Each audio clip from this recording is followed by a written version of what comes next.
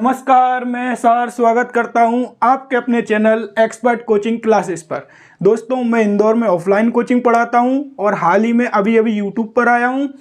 हम आज मध्य प्रदेश वन रक्षक के पुराने पेपर सॉल्व करेंगे। पुराने पेपर को सॉल्व करना बहुत ज़रूरी होता है क्योंकि उसी के बिहाफ पर हम तैयारी करते हैं कि आगे क्या पूछने वाला है, ये किस तरीके का पैटर्न चलता है, नहीं तो हम हर कुछ पढ़ते रहें। तो देखिए, हम आज इंग्लिश से शुरू करेंगे कि इंग्लिश के पेपर को कैसे अटेम्प्ट करना है हमें। पहला क्वेश्चन है हमारा, out of the given 4 sentence choose the one which is grammatically correct. कौन सा इनमें से सही है। तो देखिए कैसे एलिमिनेट करेंगे हम इन ऑप्शन को। हमें ये पता नहीं होना चाहिए कि कौन सा करेक्ट है। अगर वो पता भी नहीं है तो बाकी 3 को हटा देंगे तो सही आंसर हमारा निकल के आ जाएगा। जैसे कि पहला क्वेश्चन है, the children sings 2 songs why eight the school concern. अब जरा देखिए चिल्ड्रन क्या है इसमें। चिल्ड्रन है प्लूरल है तो कैसी वर्ब आएगी, प्लूरल वर्ब आएगी। और हमें पता है, जैसे कि अगर मैं पूछूं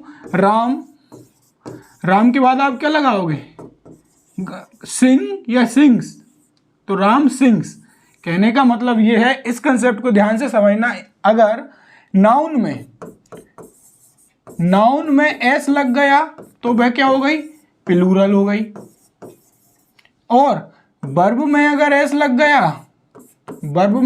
गया तो वह सिंगुलर हो जाती है। इस चीज को हमें ध्यान रखना है क्या, कि नाउन में अगर एस लग जाता है तो वह प्लूरल हो जाती है, वर्ब में अगर एस लग जाता है तो वह क्या हो जाती है, सिंगुलर हो जाती है। और यहां पर हमारी प्लूरल नाउन है चिल्ड्रन, चाइल्ड सिंगुलर नाउन होती है और चिल्ड्रन क्या होती है, प्लूरल नाउन। तो प्लूरल नाउन के साथ कैसी वर्ब आई, प्लूरल वर्ब आई। तो प्लूरल वर्ब कहां रखेंगे हम, प्लूरल वर्ब क्या होती है जिसमें एस ना लगा हो, क्योंकि एस लगी सिंगुलर वर्ब होती है। तो ये ऑप्शन गलत हो गया। द चिल्ड्रन हैव के बाद क्या आती है, हैव के बाद आता है V3, वर्ब की 3rd फॉर्म, और इन्होंने क्या दिया, 1st फॉर्म। तो ये भी गलत हो गया।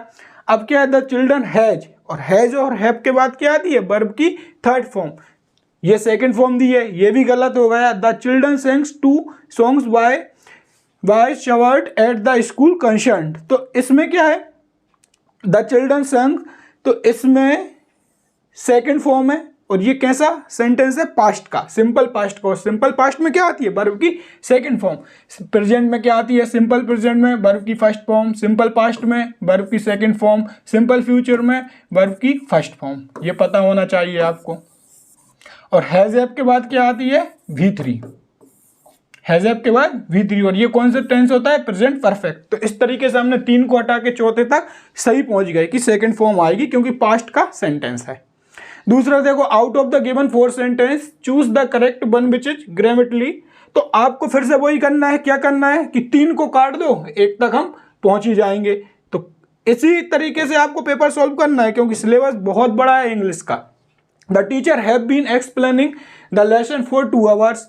अब देखो, सिंस और फॉर को समझ लीजिए जरा। सिंस और फोर क्या आता है, ड्यूरेशन के लिए आता है, 4 आता है ड्यूरेशन के लिए, और सिंस पॉइंट ऑफ टाइम के लिए। पॉइंट ऑफ टाइम क्या होता है, पॉइंट ऑफ टाइम क्या, जितने भी कैलेंडर में जो भी समय दिए हैं, जैसे कि सोमवार से करूंगा मैं कोई सा काम, 10 o'clock बोला मैंने, तो एक पॉइंट ऑफ टाइम, मतलब व्यक्ति समझ जाए कि अच्छा यहां से हो रहा। अब मैंने आपसे बोला कि मेरा जन्म कुछ सालों पहले हुआ था, आप बता सकते हो कितने सालों पहले हुआ था, नहीं बता सकते। तो एक ड्यूरेशन ऑफ टाइम, जैसे कि 2 आवर्स। अब जरा आप मुझे बताओ कौन से 2 आवर्स की मैं बात कर रहा हूं, कौन से 2 आवर्स की बात कर रहा हूं, नहीं पता। लेकिन मैंने बोल दिया 12 से 2, तो ये क्या हो गया, ये 12 मेरा क्या होगा, ये पॉइंट ऑफ टाइम होगा। 2 आवर्स, कौन से 2 आवर्स पता नहीं, तो 4 सही है यहाँ पर कि 4 ही आएगा, 4 2 आवर्स। तो सिंस 2 आवर्स, ये वाला गलत हो जाएगा, दूसरा वाला। अब यहाँ देखिए 4 2 आवर्स, ये भी सही हो सकता है, पहला और दूसरा ऑप्शन मिल गया हमें। फ्रॉम नहीं आता, क्योंकि सिंस और 4 आएगा। अब हमें इन दोनों में से देखना है। टीचर कैसा है, टीचर होता है सिंगुलर, और सिंगुलर नाउन के साथ singular verb. Have plural verb है, हैज सिंगुलर वर्ब है। टीचर क्या है, सिंगुलर नाउन है, तो सिंगुलर नाउन के साथ सिंगुलर वर्ब। तो इसलिए हमारा कौन सा, ये वाला सेंटेंस करेक्ट हो जाएगा, द टीचर हैज। तो 3rd हमारा करेक्ट आंसर हो जाएगा। नेक्स्ट क्वेश्चन पर चलते हैं। हमें ऑप्शन एलिमिनेट मेथड अपनाना है, ध्यान रहे। अगर आप सही के चक्कर में रहोगे ना कि सही ढूंढोगे चारों में से, समय लग सकता है। आप अगर सही नहीं आ रहा, एकदम सही आ रहा है तो कोई दिक्कत ही नहीं है, लगा कर निकला। लेकिन अगर सही नहीं भी आ रहा है तो ये देख लो कि 3 कौन से गलत हैं। अब इसमें देखिए, इसमें पूछा कौन सी करेक्टली स्पेलिंग है। प्रोसेस, ये आप सबको पता होगा कि प्रोसेस की स्पेलिंग क्या होता है, PROCESS। तो प्रोसेस की स्पेलिंग इसमें बिल्कुल सही है। प्रोसेस की स्पेलिंग इसमें सही है कि प्रोसेस की स्पेलिंग यही होती है। प्रीसीड, ये गलत है, PRECEDE होता है। पर्सनल, PERSONAL होता है, तो ये भी गलत है। Out of the 4 one which spelling, फिर से इसने पूछा है। तो यहां से हमें क्या समझ में आया कि 2 क्वेश्चन वो पूछेगा ही पूछेगा करेक्टली स्पेल्ड के, तो हमें वो ध्यान रखना है करेक्टली स्पेल्ड के 2 क्वेश्चन की। अब जब भी पढ़ेंगे ना हम इंग्लिश, तो हमें उसकी स्पेलिंग पर फोकस करना है कि स्पेलिंग क्या क्या है इसकी। Comprise, compress, command, congratulate. अब इसमें से आपको बताना है find the one word is not correctly spelled. अब वहां पर क्या पूछा था कि इन चारों में से कौन सी करेक्ट है। Find one word that is correct, इन सभी में से कौन सी करेक्ट है। लेकिन यहां क्या पूछा है कि इनमें से कौन सी इनकरेक्ट है। क्वेश्चन को भी हमें ध्यान से पढ़ना है। मैं आपको अटेम्प्ट करने की स्ट्रेटेजी बता रहा हूं, ना कि ये बता रहा हूं कि इस क्वेश्चन का आंसर ये होगा, इस क्वेश्चन का आंसर वो। आपको बहुत मिल जाएंगे पेपर सॉल्व कराने वाले, इसका ये, इसका ये। मैं बता रहा हूं कि हमें क्या ध्यान से, हमें ये भी पढ़ना है कि हमें पूछा क्या है। Find the one word is not correct, मतलब 3 कोई सही है, इनमें से 1 कोई गलत है।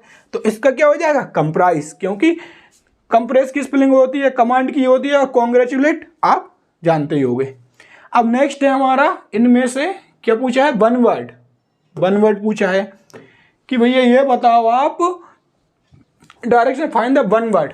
एक शब्द पूछा है, मतलब इतनी सारी लाइन देके इसको क्या कहेंगे एक शब्द में। जैसे कि एक शब्द का मतलब तो आप समझती होगी, एक शब्द क्या होती है, जो जल में भी रहता है, थल में भी रहता है, उसे क्या कहेंगे आप, उभयचर रहे। जो जल में रहता है जलचर, और जो हवा में रहता है वो तो आपको पता ही होगा। तो एम्फीबियन क्या होता है, एम्फीबियन होता है उभयचर। उभयचर जैसे कि मेंढक, मेंढक क्या रहता है, जल में भी रहता है, पानी में भी रहता है। एक्वेटिक क्या होता है, एक्वेटिक, एक्वेटिक का मतलब होता है जलीय। एक्वेटिक मतलब जलीय, जैसे कि मछली। आपके घरों में क्या रखा होगा, एक्वारियम। क्या रखा होगा, एक्वारियम। आपने देखा होगा ये कांच के अंदर मछली रहती है ना, जो घरों में रखते हैं, तो वो क्या रहता है, एक्वारियम। और एक्वा का मतलब ही क्या होता है, एक्वा। एक्वा का मतलब ही होता है, जहां भी एक्वा जाए वो जल से ही रिलेटेड है।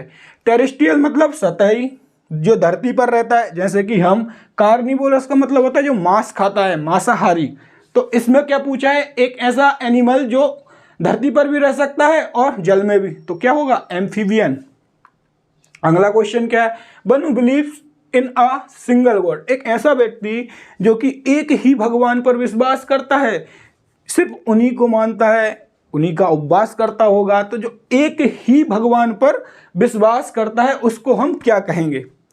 जैसे कि आप भी किसी एक पर भरोसा करते होगे, उसी तरीके से यहां बोल रहे हैं कि एक ऐसा व्यक्ति जो एक भगवान पर विश्वास करता है, तो उसे आप क्या कहेंगे, मोनो। मोनो का मतलब होता है अकेला। मोनो मतलब क्या होता है, अकेला। और थीस्ट मतलब होता है रिलेटेड टू गॉड, मतलब जो भगवान से संबंधित हो उसे। तो मोनो मतलब अकेला, थीस्ट मतलब भगवान, मतलब एक भगवान। और ये यहां भी यही पूछा है, one who believes in a single God, जो एक भगवान पर भरोसा करता हो। तो हमें ये देखना है कि जैसे कि ये है, तो हमें ये रूट वर्ड पकड़ में आना चाहिए। मोनो अकेला होता है, तोड़ दिया करो आप। जैसे कि मैं बताऊं, आपने सुना होगा मोनोपोली। मोनोपोली, जहां पर जैसे कि आपके गांव में सिर्फ एक ही दुकान है, तो वो क्या चलाएगा, मोनोपोली। क्यों, क्योंकि एक ही दुकान है। तो मोनो मतलब अकेला, एक अधिकार या एक व्यापार चलाएगा वो, तो मोनो मतलब अकेला होता है। और दीस्ट मतलब होता है भगवान, तो एक भगवान को मानता हूं। मिंट ठंडा, रिवेल विद्रोह। नोटोरियस मतलब होता है नोटोरियस। नोटोरियस का मतलब होता है एक ऐसा व्यक्ति जो बुरे कामों के लिए फेमस हो, जैसे कि हिटलर। हिटलर तो नोटोरियस मतलब फेमस तो है, जानते सब हैं, लेकिन अच्छी नजर से कोई नहीं जानता उसे, बुरे कामों से जानता है। तो नोटोरियस मतलब कुख्यात बोल सकते हो आप। पीटर ड्रिंक टू मच, इसमें देखो हमें सबसे पहले क्या पढ़ना है, जल्दी जल्दी, कि पूछा क्या है। यहां से देगा sentence, expression, meaning of idiomatic expression to make. अब ये ईडियम है, और इसका हमसे मतलब पूछा और 4 ऑप्शन दिए हैं हमें। तो देखो देखिए, to make an ass of oneself, to make an ass of oneself. अगर यहां भी समझ में नहीं आया तो हम यहां देखेंगे, Peter drink too much, Peter ने क्या किया, पीटर भाई ने कि बहुत सारी पी रखी है। And made a complete ass to himself at the party, और पार्टी में क्या हो गए पीटर भाई, आप समझ गए होगे कि बहुत ज्यादा जब व्यक्ति पी लेता है तो कैसा, हर कैसा ही व्यवहार करने लगता है, एक सिली व्यवहार करने लगता है। ठीक है, तो टू बिहेव इन अ सिली वे। अगला क्वेश्चन देखिए, अगला क्वेश्चन क्या है, अगला क्वेश्चन है, मैं मैथ के क्वेश्चन भी सॉल्व करवाता हूं और मैं मैथ का ही टीचर हूं, तो आप मैथ के जरूर देखना, उनमें हम कैसे 2-2 5-5 सेकंड में हम सॉल्व कर लेते हैं मैथ के, इतना कुछ करने की जरूरत नहीं रहती। एग्जाम में हम पूरा सॉल्व नहीं करते, ध्यान रखना, नहीं तो टाइम नहीं मिलेगा आपको। और हमें यहाँ टॉपिक देखना है, यही टॉपिक आते हैं व्यापम के, ये फेवरेट टॉपिक है कि इसमें क्या पूछा है, इसमें क्या पूछा है, ये देख के चलना और यही तैयार करना है हमें। इसने फिर से क्या पूछा है, ईडियम। तो इस the philosopher and the poets dwelling in ivory tower have no understanding of what is important for ordinary people. तो आपको इसका ईडियम का मीनिंग बताना है, ड्वेलिंग इन आइवरी टावर। तो इसका होता है कोई भी नॉलेज नहीं है उसे, कोई भी प्रैक्टिकल नॉलेज नहीं है कि जिंदगी में क्या चल रहा है। तो हैविंग नो नॉलेज और experience of the practical problem of everyday life. अगला क्वेश्चन है, I cannot wear stiffen humidity. तो ये अंडरलाइन वर्ड कौन सा है, वियर है। तो इससे रिलेटेड आपको एक मीनिंग बतानी है कि इसका सिमिलर क्या होगा। वियर का मतलब क्या होता है, सहन करना। I can not wear this stifling humidity. Endure का मतलब क्या होता है, सहन करना। फील मतलब तो ये होता है कि आपकी फीलिंग्स, किसी के लिए कुछ तो किसी के लिए कुछ। ठीक है, तो वो हो गया फील करना। सी मतलब देखना, बेनिफिट मतलब फायदा होता है। अगले क्वेश्चन पर चलते हैं। अगला क्वेश्चन क्या है, हम यहाँ पेपर लगा रहे हैं इसलिए हमें तुरंत करते सॉल्व करना है, क्योंकि हम ये दिखा रहे हैं कि आपको कैसे सॉल्व करना है पेपर में, ना कि ये बता रहे कि इसका ये वो नहीं। अब ये है the water was shallow so the जो किड्स हैं वो वर परफेक्ट सेफ, मतलब द वाटर जो है ना वो छिछला हुआ है तो कोई दिक्कत नहीं है बच्चों को, परफेक्टली मतलब पूरी तरीके से सेफ है। तो इसका क्या होगा, हाईलाइटेड जो है ना shallow highlighted word from the given option. तो इसका अपोजिट बताने हैं आपको। अपोजिट मतलब उल्टा। अपोजिट का मतलब क्या होता है, आपको उल्टा बताना है। जैसे लड़का का लड़की, पक्षी का उल्टा बताओ क्या होगा, आप बताना कमेंट में। ठीक है, तो यहां से सैलो मतलब अगर कोई चीज उछली है, अगर आप सपोज करो कोई तालाब में अगर डुबकी लगा रहे हो और ये है कि आपको लगाना ही लगाना है, तो आप एक बार पूछोगे तो भाई गहरा है या फिर नहीं है, तो वो कहेगा कुंजा गहरा नहीं है, मतलब उथला हुआ है, तो वो क्या होगा, सैलो। लेकिन जब डुबकी लगाई तो पता चला कि वो तो बहुत डीप था, तो गहरा। तो इसका अपोजिट मतलब सैलो का अपोजिट डीप। अगला क्वेश्चन देखो, अगला क्वेश्चन क्या है, अगला question, the museum is full of rare and precious statue. अब एक क्या बोल रहा है, वर्ड विच इज अपोजिट बताना है। रेयर मतलब क्या होता है, रेयर मतलब होता है कभी कभी। जैसे कि आपसे अगर कोई बोलेगा कि आपको क्या पसंद है, तो आपको जो चीज़ पसंद नहीं है, ठीक है, तो उसने बोला ये चलें खाने, मन तो हो रहा है वो चीज़ जो आपको पसंद नहीं है, क्योंकि वो खिला रहा है, ठीक है खा लेते हैं। अब उसने पूछा क्या यही पसंद है, तो आपने बोला रेयरली मैं खा लेता हूँ, कभी कभार खा लेता हूँ।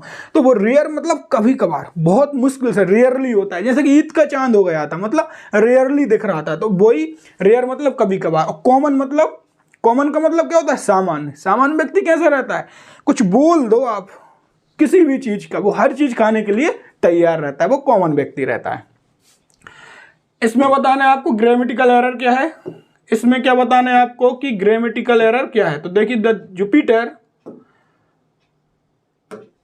Jupiter is the larger planet in our solar system. तो देखिए जरा, सोलर सिस्टम ये है, मान के चलो हमारा अलग अलग ये ग्रह हैं। अगर मुझे ए का कंपैरिजन बी से करना है तो मैं क्या लगाऊंगा, कंपैरेटिव डिग्री। ए का कंपैरिजन बी से करना है तो कंपैरेटिव डिग्री।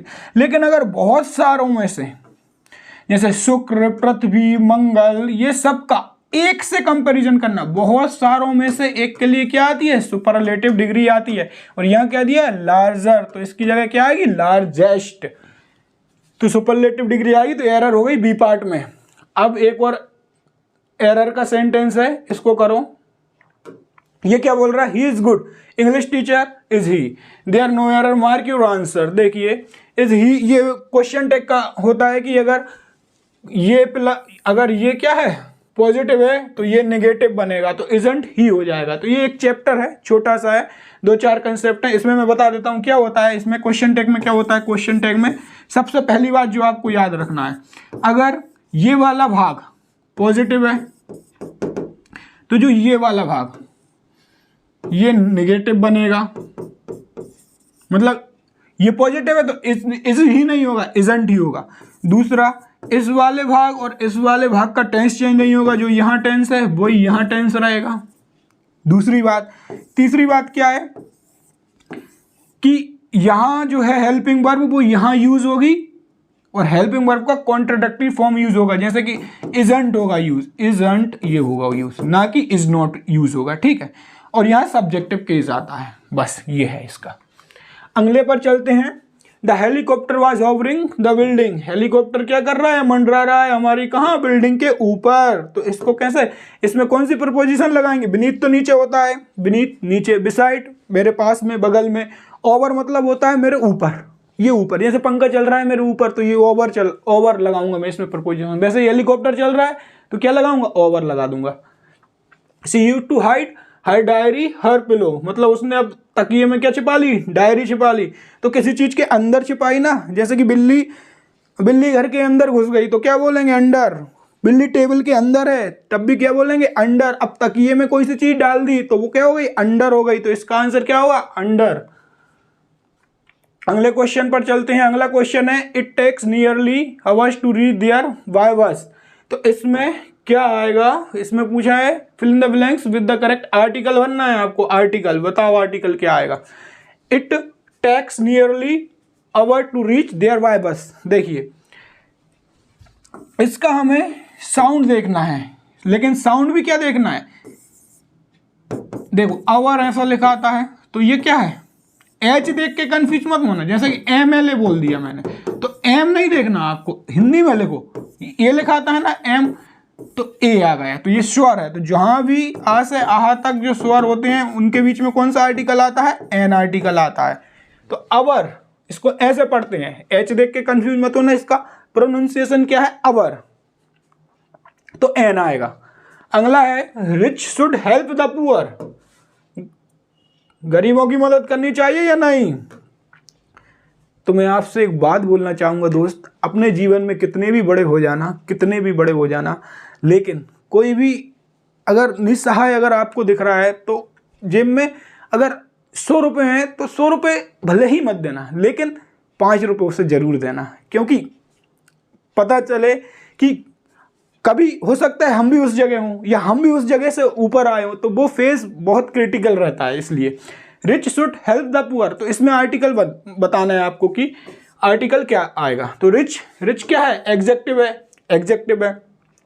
और सेंटेंस का किस चीज़ से शुरू होता है, जैसे कि ये है, तो सब्जेक्ट वर्ब ऑब्जेक्ट, तो सब्जेक्ट तो है ही नहीं है यहाँ, तो क्या है, रिच, एग्जेक्टिव है। तो रिच को अगर आपको नाउन बनाना है, सब्जेक्ट क्या बनता है, नाउन प्रोनाउन बनता है, तो इसके आगे आप द लगा दो, तो द रिच ये नाउन हो जाएगा, और जैसे ही द हटाओगे तो ये क्या हो जाएगा, रिच मतलब अमीर, अमीर लोग, जैसे कि मैंने लिखा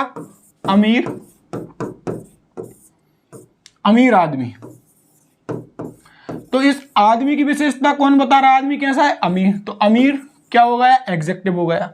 लेकिन मैंने बोला सारे अमीर आदमी जितने भी धरती पे हैं पूरों को एक साथ कंक्लूड कर लिया तो एक नाउन बन गया, तो द लगाते हैं ऐसे केस में। अगला क्वेश्चन क्या है हमारा, they were found stealing they were arrested, इस सेंटेंस को कंबाइन करना है आपको जोड़कर। दे वर फाउंड स्टीलिंग, उन्होंने क्या कर दी थी, चोरी कर दी थी और इसलिए वे पकड़े गए। चोरी करोगे तो पकड़े तो जाओगे, तो इसमें क्या आएगा, दे वर फाउंड स्टीलिंग और दे वर अरेस्टेड।